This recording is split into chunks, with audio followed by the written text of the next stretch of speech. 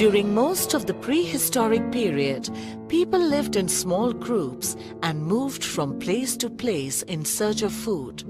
They hunted, fished, as well as gathered wild plants. Around 9000 BC, the development of agriculture began with the growing of crops and the domestication of animals in the Middle East. As prehistoric people became better farmers, they began to produce enough food to support larger villages. In due course of time, some farming villages developed into the first cities. Food was aplenty and more people began to take up other occupations. They began to develop the arts, crafts, trades and other activities of civilized life. Agriculture also led to social and technological changes. Farmers invented the hoe, the sickle and other farming implements to make their work easier. The invention of farming paved way for the development of civilization. The word civilization comes from the Latin civis, which means citizen of a city. A civilization consists of the art, customs, technology, form of government and everything else that makes up the way of life in society. Ancient civilization refers to the way of life that existed around the Mediterranean Sea, beginning before 3000 BC and ending with the fall of Rome in 476 AD. Early civilizations arose and flourished in the river valleys for various reasons. One of the reasons being that the soil of the river valley is very fertile. Hence, agriculture was easier here than elsewhere. The inhabitants of this place could get water for themselves, cattle and their fields. It was very easy to sink wells or dig canals in the soft soil of these rivers. They could get food by fishing, grow crops and could get soft clay for building their houses. The inhabitants of this place could use the rivers to go from place to place in their crude boats. Transportation and communication was easy. The earliest civilizations arose in the four river valleys of Asia and Africa between 3500 BC and the 1700s BC. The earliest of them all is the civilization that was born in the valley of the rivers Tigris and Euphrates in Mesopotamia. Sumerian civilization. By the 5000s BC, villages and settlements had started developing in the fertile plains lying between the Tigris and Euphrates rivers in southern Mesopotamia. This area came to be known as Sumer. By 3500 BC, the Sumerians, a highly energetic and inventive group of people, gave rise to the world's first civilization. It flourished until about 2000 BC and was later absorbed by the great empires of Babylonia and Assyria. The Sumerians boast of a long list of achievements. Firstly, the Sumerian culture was highly developed. They were well versed in legal, economic, literary and religious matters. They also studied mathematics, astronomy and medicine. Their system of counting in units of 60 is the basis of the 360-degree circle and the 60-minute hour. The Sumerians invented the first form of writing, which consisted of picture-like symbols scratched on clay. The symbols were later simplified to produce cuneiform, a system of writing that uses wedge-shaped characters. The Sumerians invented the art of metallurgy and discovered copper. By adding tin to copper, they made bronze and ushered in the Bronze Age. Sumerian society was divided into three classes. The first was the upper class that was made up of members of the royal family, priests and high officials. The farmers, artisans and traders belonged to the middle class, whereas the lower class consisted of slaves who tilled the land. Slaves were treated well in the Sumerian society though. The women in Sumer enjoyed a respectable position. The main occupation of the Sumerians was agriculture. Harappan culture.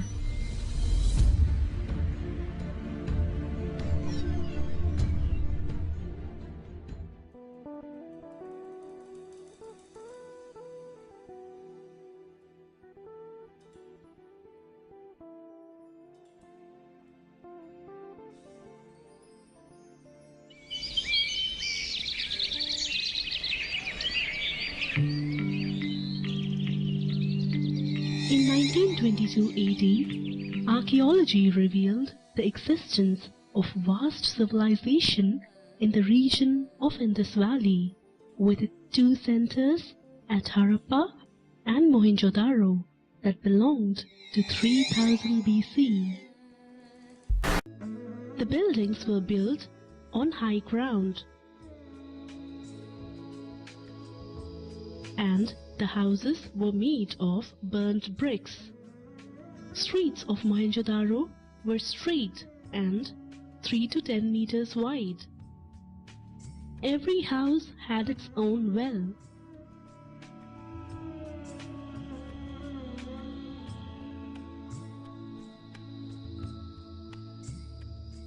And there was a good drainage system.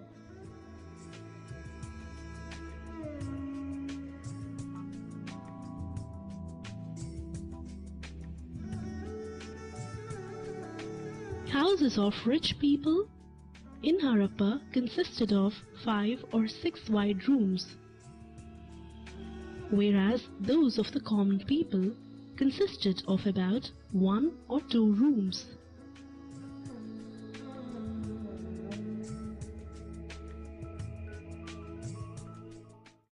The people of Indus Valley civilization were experts in town planning. The greatest example of this is the remarkable structure in Mohenjo-daro called the Great Bath or the swimming pool, which is built of bricks. It had steps on its north and south sides, and a well was used to send water into the pool.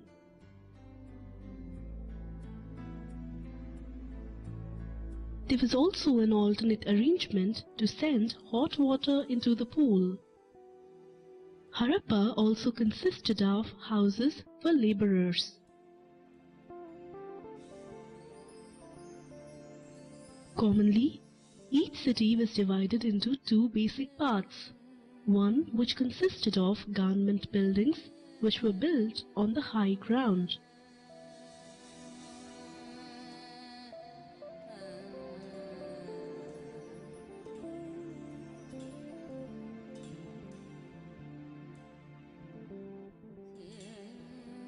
and the second one consisted of the public buildings which were built in the low land towards the east. The hill forts were constructed on the high land of the west region. Bricks were used to construct drain pipers in every street, and the drains of houses were linked with the street drains which carry the water out. This kind of good drainage system was found nowhere else. The drainage system of the Harappan culture is still unparalleled for that time. Introduction to Egyptian civilization.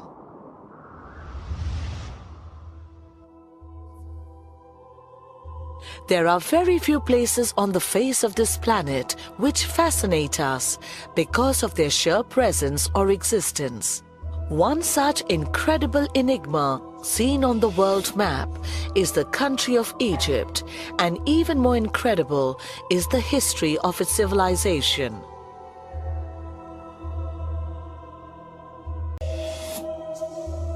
The deserts provided natural protection against foreign invaders, and the early Egyptian settlers enjoyed many years of freedom from attack, during which they could build a society of their own.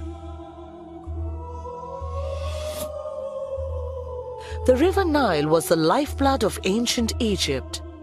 Every year, the river with unfailing predictability overflowed and deposited rich black soil along each bank. This enabled farmers to raise 2 to 3 harvests each year. The Nile also provided water for irrigation and served as ancient Egypt's main transportation route. Historians usually divide the history of ancient Egypt into 3 categories. The Old Kingdom, 2686 to 2200 BC. The Middle Kingdom, 2200 to 1800 BC. And the New Kingdom, 1600 to 1100 BC. However, the earliest known settlers in ancient Egypt were in villages established over 5,000 years ago. During the rule of Dynasty I and Dynasty II, the first national government was established, the ox-driven plough was invented, and a system of writing called hieroglyphic, different from the Sumerian cuneiform, developed. The Babylonian civilization. Babylon, which means the gate of the god, known to be the most splendid city of the ancient world, was the capital of the kingdom of Babylonia. It stood on the banks of the river Euphrates in what is now southeastern Iraq. Around 2200 BC, a dynasty, or rule by one family, was founded in Babylon. The best-known king of that dynasty was Hammurabi, who ruled for 42 years from 1792 BC to 1750 BC. Hammurabi set up limits for maximum prices and minimum wages and gave his kingdom a fair system of taxation. He introduced language reforms. He gave rights to slaves, with the help of which they could own property, conduct business, borrow money, and even buy their freedom. Many beautiful temples and palaces were built during his reign. The Babylonians used glazed tiles to cover mud brick walls. The city of Babylon was protected by thick, high walls decorated with motifs of glazed tiles. A wide moat surrounded the inner walls. People entered and left the city through 8 bronze gates. The Greeks referred to the Hanging Gardens of Babylon as one of the 7 wonders of the world. Traces of these gardens have been found in the form of a huge arch with thick layers of earth on the roof. In chambers beneath the structure were 3 shafts, which probably had pumps for raising the water to the gardens above.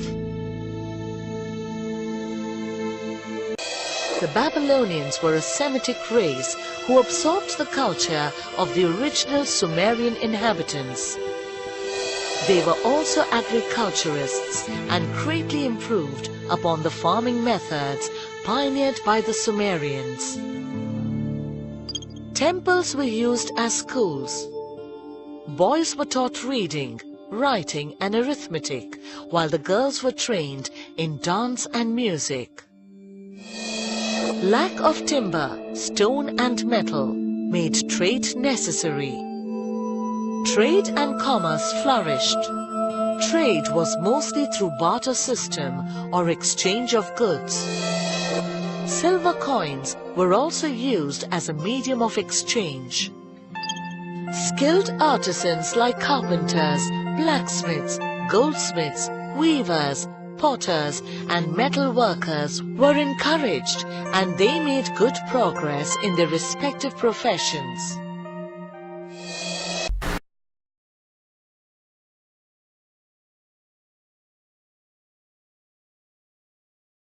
In the 4th century BC, the manufacture and trade of iron led to the rise of another empire, Kush, which became a powerful trading center located near the modern-day border of Egypt and Sudan in northeast Africa.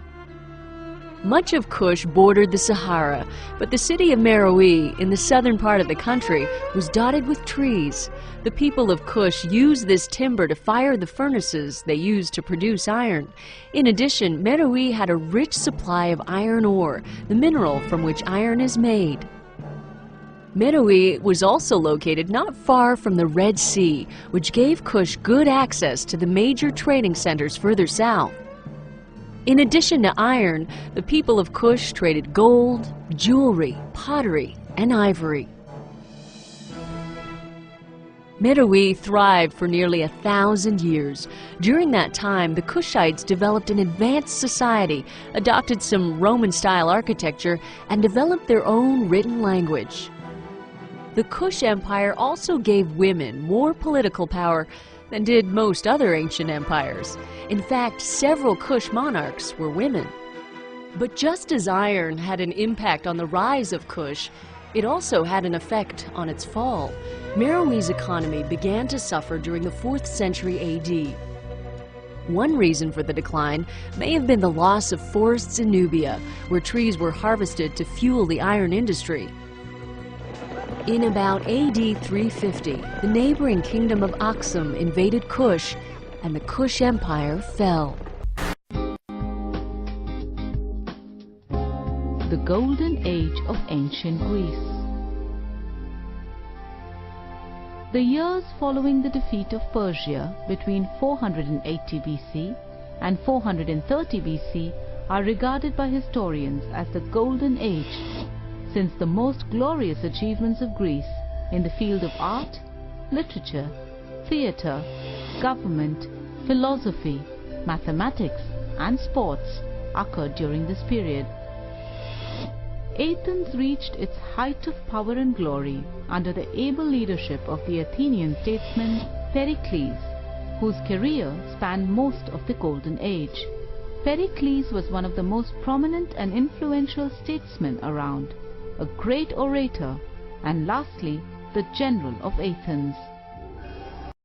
Another unique feature of the Golden Age in Greece was its democratic government. The word democracy is a Greek word meaning the government of the people, and this democratic form of government was established in Athens and headed by Pericles. All the citizens of Athens except women and slaves were members of the General Assembly, and it was known as Ecclesia. The general business of the government was carried out by a council of 500 members, which was called the Senate. Military and foreign affairs of the state were controlled by a powerful board of 10 generals, called the Strategii. Athens had a citizens' court of justice, which protected the rights of the Athenians. There were no magistrates, and hence only juries decided the cases. Under the Athenian democracy, citizens were known to be extremely devoted and patriotic. Athens produced a few of the most revered philosophers of all times. For instance, Socrates, Plato,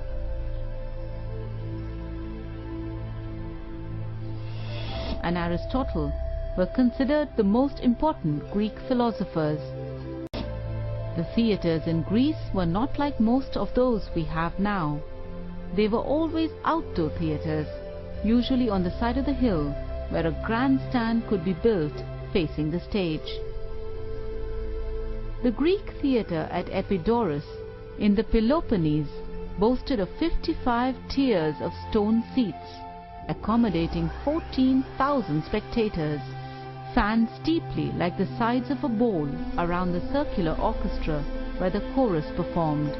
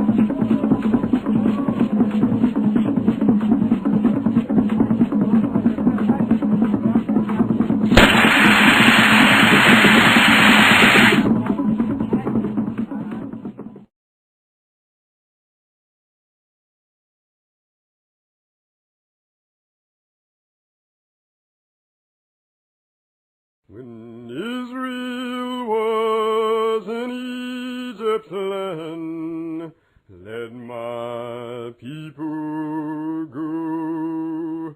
Oppressed so hard they could not stand, let my people go. Go down, Moses, way down in Egypt's land. Tell old Pharaoh to let my people go.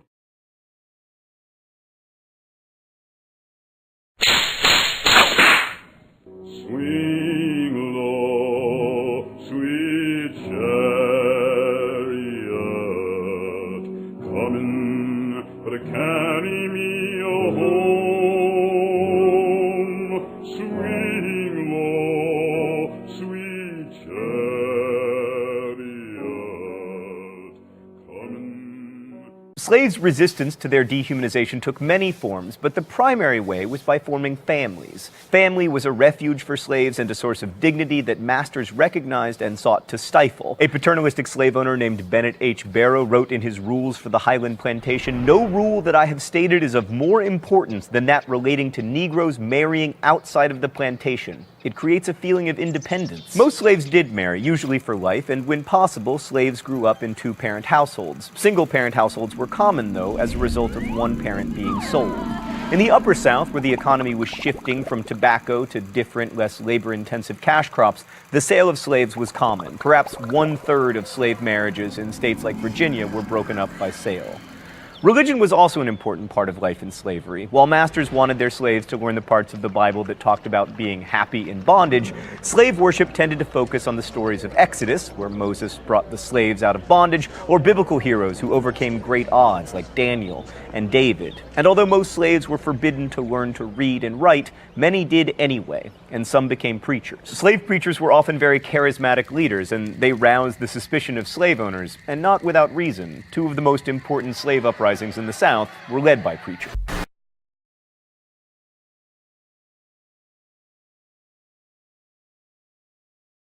Medieval Europe had less trade, fewer cities, and less cultural output than the original Roman Empire. London and Paris were fetid fire traps with none of the planning or sewage management of places 5,000 years older like Mohenjo-Daro in the Indus Valley civilization, let alone Rome. But with fewer powerful governments, wars were at least smaller, which is one reason why Europeans living in medieval times... Oh, thought bubble, I knew you were gonna do that! Anyway, people in medieval times lived slightly longer. Life expectancy was 30 than Europeans during the Roman Empire, when life expectancy was 28. Instead of centralized governments, Europe in the Middle Ages had feudalism, a political system based on reciprocal relationships between lords, who owned lots of land, and vassals, who protected the land and got to dress up as knights in exchange for pledging loyalty to the lords. The lords were also vassals to more important lords, with the most important of all being the king. Below the knights were peasants, who did the actual work on the land in exchange for protection from bandits and other threats. Feudalism was also an economic system, with the peasants working the land and keeping some of their production to feed themselves while giving the rest to the landowner whose land they worked. The small-scale local nature of the feudal system was perfect for a time and place where the threats to people's safety were also small-scale and local. But of course, this system reinforces the status quo. There's little freedom and absolutely no social mobility. Peasants could never work their way up to lords, and they almost never left their villages.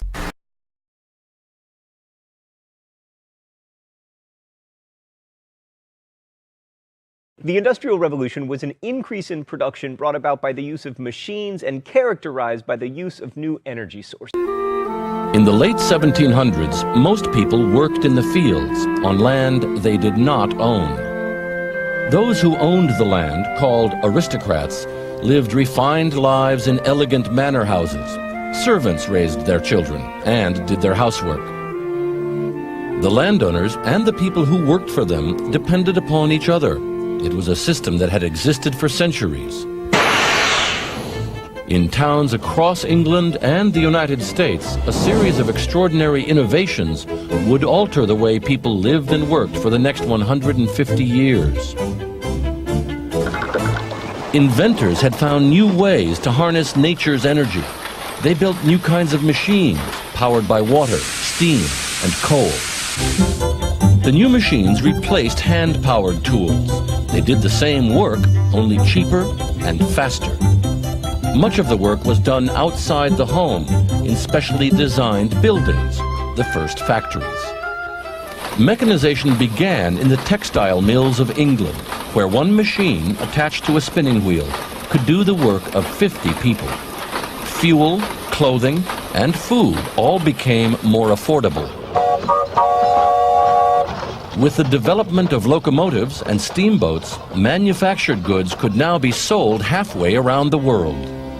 Families moved from the villages of their ancestors to new industrial towns. And a new class of people emerged, workers who produced goods. Industrialists, the people who owned the factories, employed hundreds, sometimes thousands of people. And they made enormous profits in their industrial centers.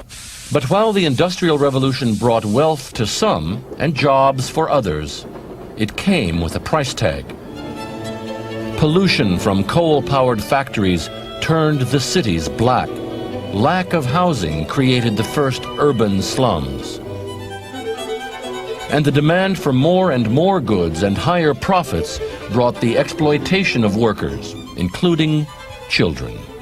The innovations of the Industrial Revolution were intimately interconnected. Like, look for instance at the British textile industry. The invention of the flying shuttle by John Kay in 1733 dramatically increased the speed of weaving, which in turn created demand for yarn, which led to inventions like the spinning jenny and the water frame. Soon these processes were mechanized using water power until the steam engine came along to make flying shuttles really fly in these huge cotton mills. The most successful steam engine was built by Thomas, they didn't name anything after me, Newcomen, to clear water out of mines, and because water was cleared out of those mines, there was more coal to power more steam engines, which eventually led to the fancying up of the Newcomen steam engine by James I got a unit of power and a university named after me Watt, whose engine made possible not only railroads and steamboats, but also ever more efficient cotton mills. And for the first time, chemicals other than stale urine, I wish I was kidding, were being used to bleach the cloth that people wore. The first of which was sulfuric acid, which was created in large quantities only thanks to lead-lined chambers,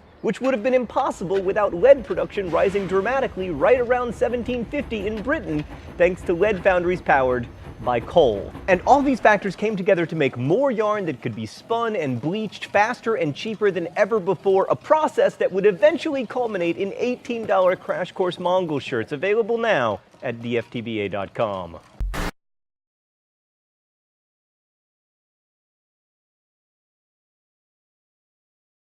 So let's say it's 1200 CE and you're a rug merchant. Just like merchants today, you sometimes need to borrow money in order to buy the rugs you want to resell at a profit, and then you pay that money back, often with interest, once you've resold the rugs. This is called mercantile capitalism, and it was a global phenomenon, from the Chinese to the Indian Ocean Trade Network to Muslim merchants who would sponsor trade caravans across the Sahara. But by the 17th century, merchants in the Netherlands and in Britain had expanded upon this idea to create joint stock companies. Those companies could finance bigger trade missions and also spread the risk of international trade. But the thing about international trade is sometimes boats sink or they get taken by pirates, and while that's bad if you're a sailor because, you know, you lose your life, it's really bad if you're a mercantile capitalist because you lost all your money. But if you own 1/10 of 10 boats, your risk is much better managed. That kind of investment definitely increased wealth, but it only affected a sliver of the population, and it didn't create a culture of capitalism. Industrial capitalism was something altogether different, both in scale and in practice. Let's use Joyce Appleby's definition of industrial capitalism: an economic system that relies on investment of capital in machines and technology that are used to increase production of marketable goods. Industrial capitalism developed first in Britain in the 19th century. Britain had a bunch of advantages. It was the dominant power on the seas, and it was making good money off of trade with its colonies, including the slave trade. Also, the growth of capitalism was helped by the half-century of civil unrest that resulted from the 17th century English Civil War. Now, I'm not advocating for civil wars or anything, but in this particular case, it was useful because before the war, the British Crown had put a lot of regulations on the economy, complicated licenses, royal monopolies, etc. But during the turmoil, it couldn't enforce them, which made for freer markets.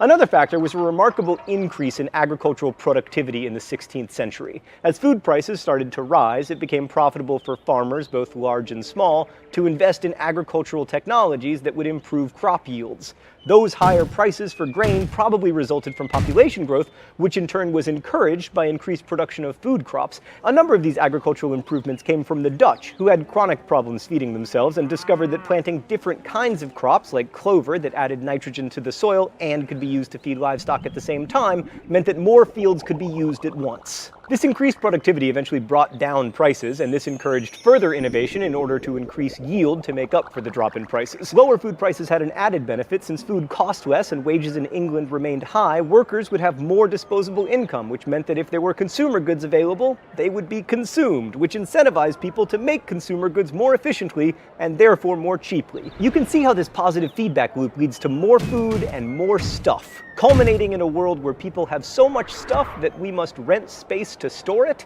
and so much food that obesity has become a bigger killer than starvation.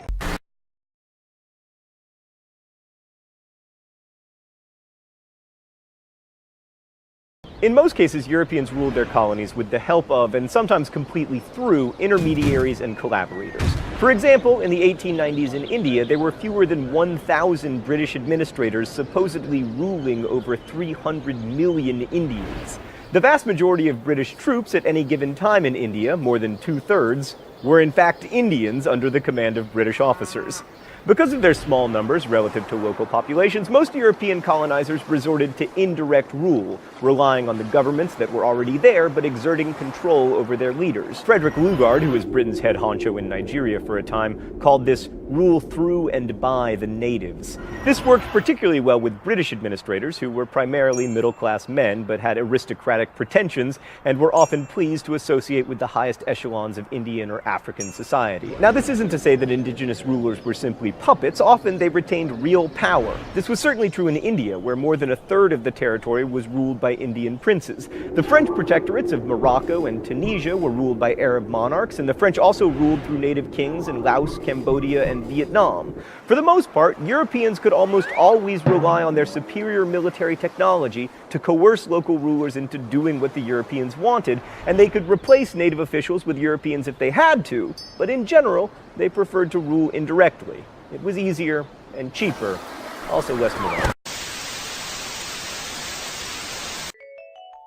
500 years ago, transoceanic travel became a reality. Since the end of the last ice age, farming societies had been absorbing their neighbors, making populations more similar within continents.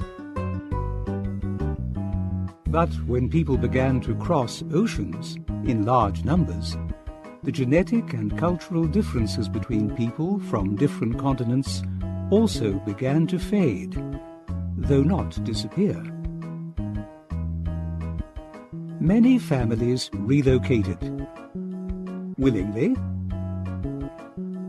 or unwillingly, to very distant lands. Sometimes they found unoccupied lands, and sometimes they found lands occupied and wished they weren't. And sometimes they found land and labor and devised ways of exploiting both. All over the world, people separated by thousands of kilometers for thousands of years began meeting once again and producing children. Today, whole regions, like the Americas, are populated by people who can trace their ancestry back to multiple continents. But some small groups are more geographically or culturally isolated and remain genetically distinguishable. As long-distance transportation gets easier and easier and individual societies become more diverse, languages are being lost and genetic distinctions across the globe are fading. But these genetic distinctions are a relatively recent phenomenon in our history. We haven't been separated for very long.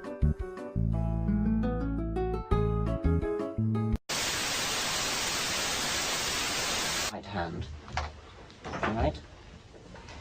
And the distance from your middle to the tip of your finger represents all the time since life began. That's 4,000 million years.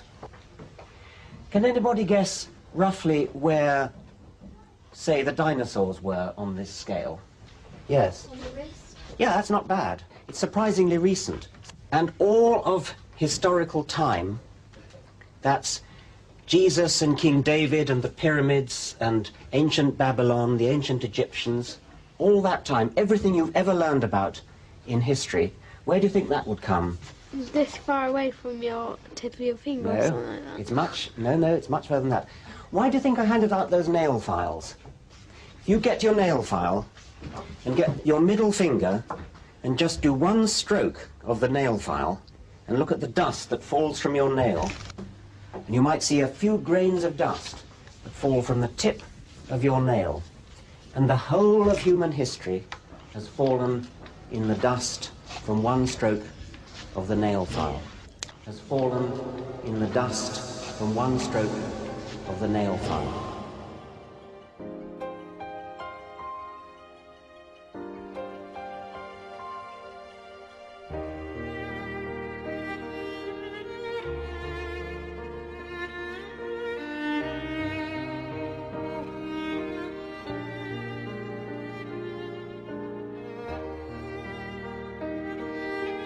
This is a present human being.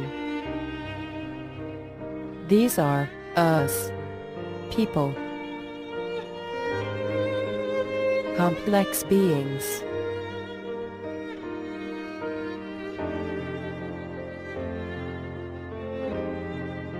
To remember two simple facts about us. In order to survive, we need food. Food is any substance or materials eaten or drunk to provide nutritional support for the body or for pleasure. It usually consists of plant or animal origin that contains essential nutrients, such as carbohydrates, fats, proteins, vitamins, or minerals, and is ingested and assimilated by an organism to produce energy, stimulate growth, and maintain life. This, and oxygen. The rest is depending on the environment. Comfort, education, evolution. So, keep in mind this, we need food and oxygen in order to survive. Remember who we are.